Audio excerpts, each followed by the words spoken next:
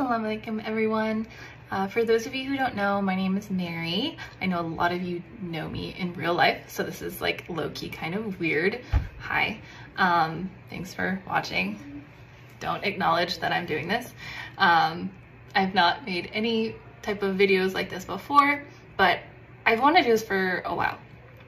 I wanted to kind of share my story, my journey of how I went from being like an atheist / agnostic to a Muslim. I converted about 2.5 years ago. I guess officially converted about 2.5 years ago.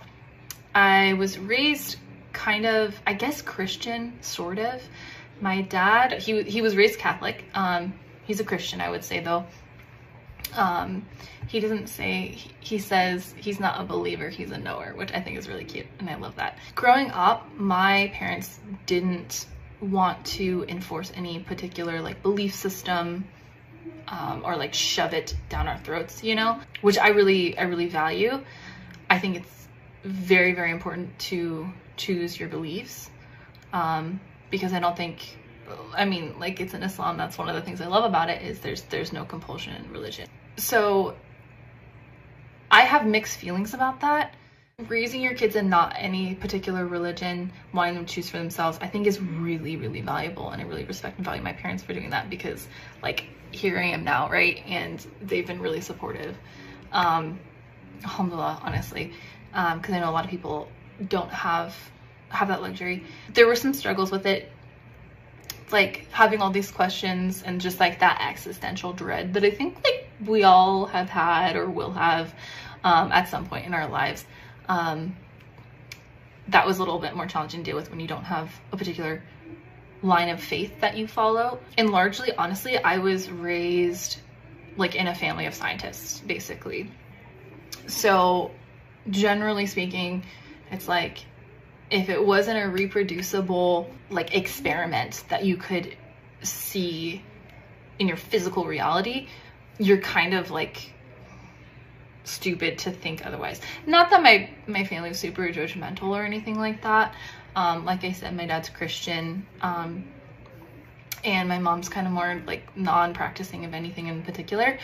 I would say maybe mostly like my brothers. My brothers are super, super, super brilliant, mashallah, all of them. And one of them is a physicist, and he's definitely on the like, if A, then B, then C, like there's no question, you know, just go with pure logic. And so he was a huge influence on my life.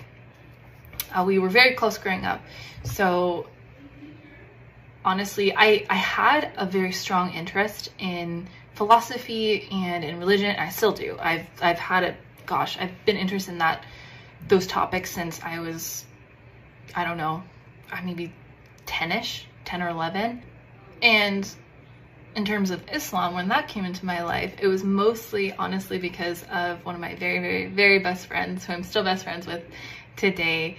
I met her when I was 9. We went to the same homeschool group, which, side note, don't ever homeschool your children. That's a whole other story, unless you really know what you're doing and it's like putting all the time and effort. But like, honestly, yeah, that's a whole other thing.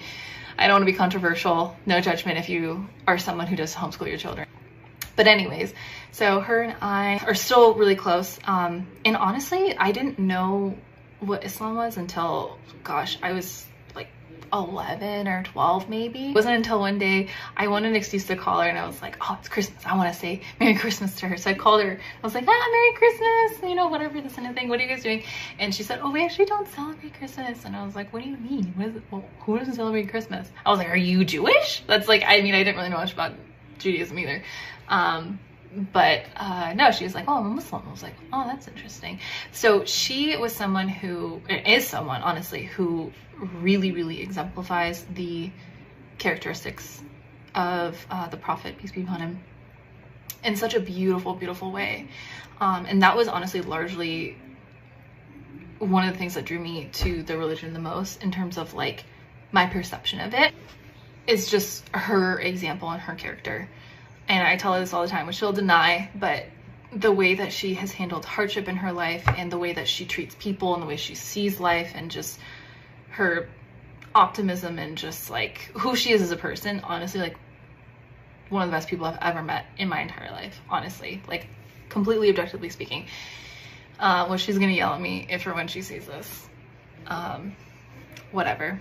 But yeah, so she's the one who kind of caught my attention in terms of setting the stage of like what Islam is.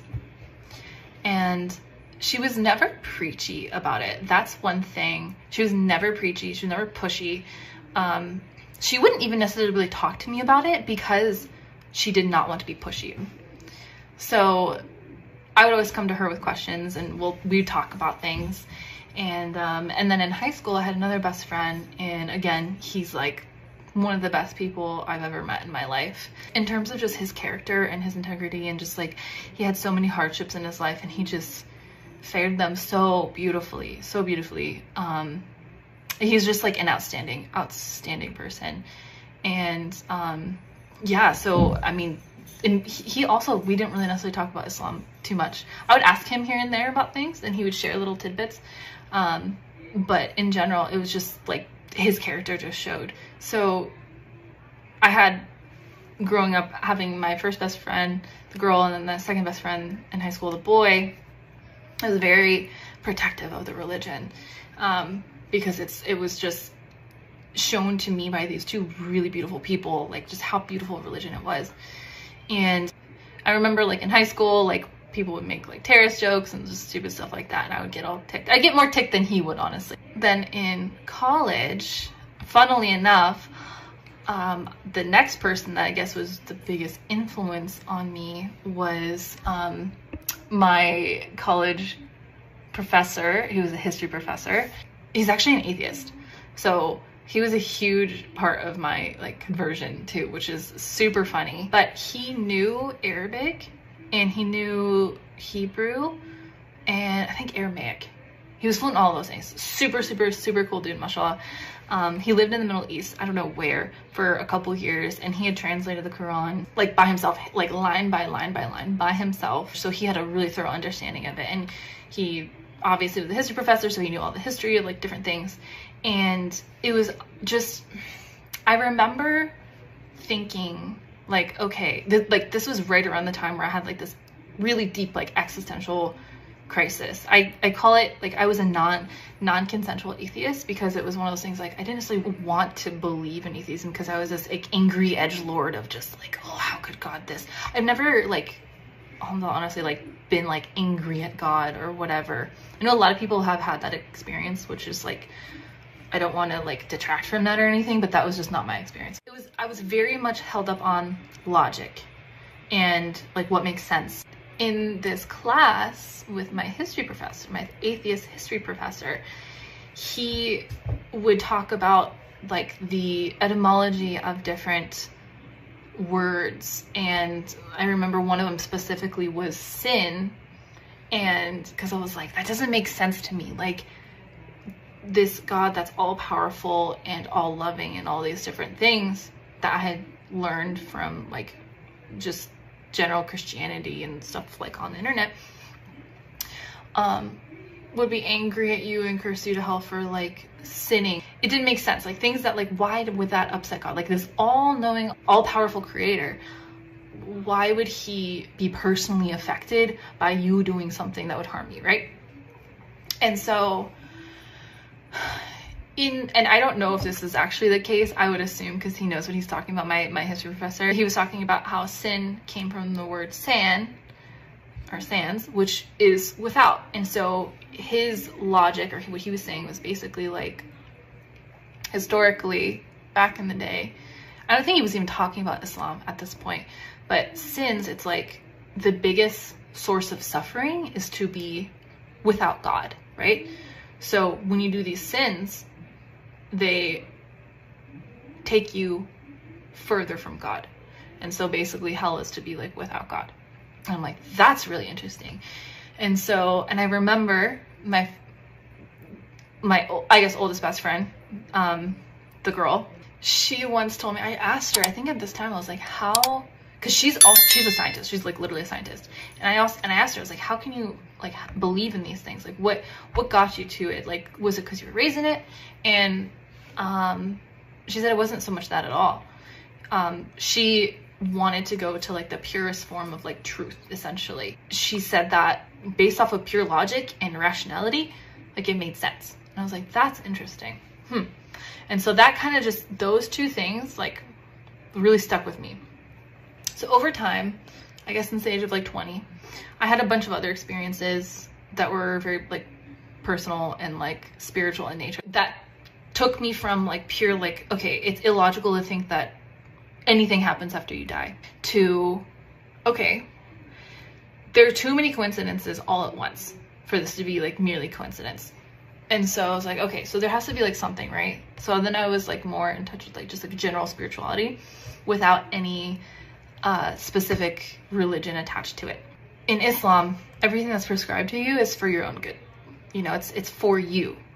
And so I would do this thing where if I learned something that kind of matched with Islam, I would send it to the girl best friend and be like, hey, this makes sense. So like, for example, like in Ramadan, you know, you're supposed to fast for like 30 days, right? And I was reading up all these benefits on like intermittent fasting and fasting in general.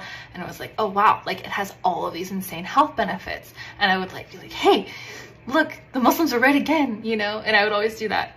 It just kind of, it wasn't one of those things where I was like, oh, here is a religion. I am now that religion. That would not have worked with me. I acquired all these different beliefs separately over time. I also always believed like that the Prophet Muhammad, peace be upon him, was like a prophet, right? I guess securing the belief of like, okay, it doesn't make sense to me that like Jesus is a person, but then he's also God, but then there's one God, but then like, so like that, a lot of like the Christian logic didn't really make sense to me. I think a lot of these prophets are legitimate like prophets. Like they're all saying the same thing. Like they're not in a group text together, right? They're not connected, but they're all saying the same thing. So in that regard, like meeting like the minimum requirements of like what makes you a Muslim, I've probably been a Muslim for like many years, but it wasn't until, weirdly enough, super weird, so many like weird little things that are just like completely small, it kind of led me to like the conclusion of like, oh wow, like I think I'm a Muslim, right? It wasn't until I was actually talking with a really good friend of mine. She's Christian, very Christian. Both of us love to talk about religion. She would always talk about like Christian topics and perspectives, and we go into that, and then I would say like, oh yeah, like, well, in Islam this and Islam that, because like Islam was the thing, like the religion I knew the most about.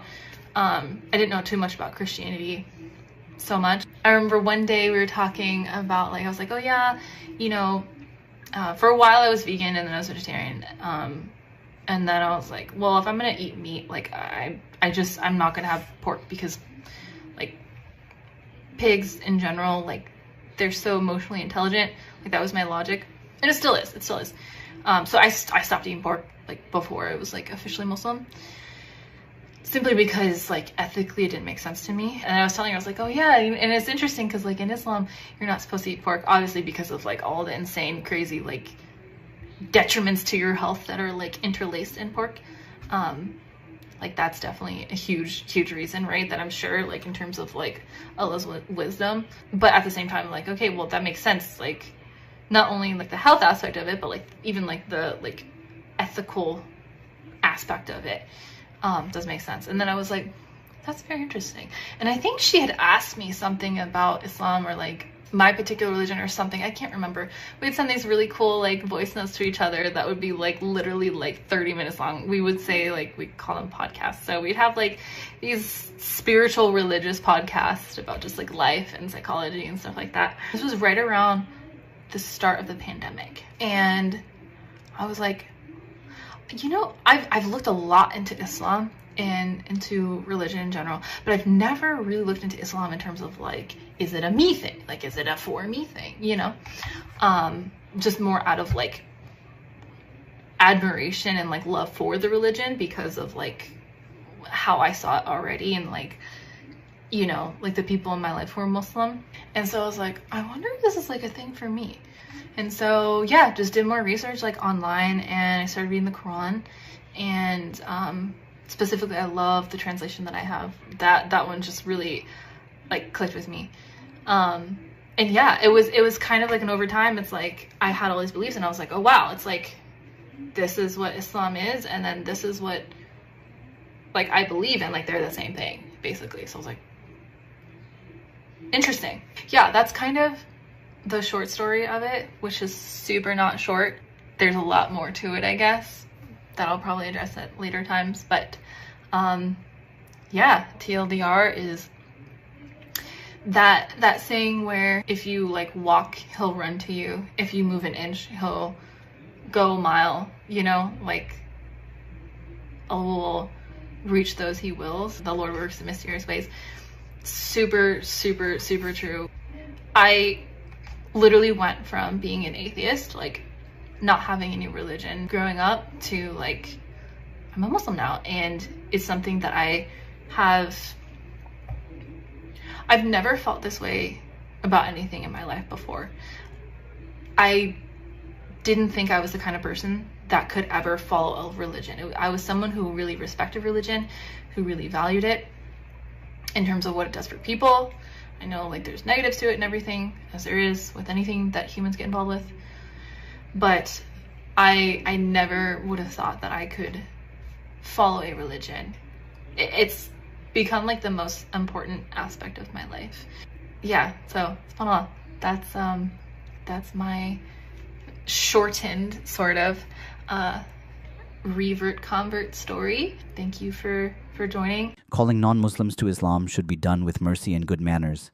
Islam teaches Muslims to speak softly, listen carefully, and treat everyone with respect.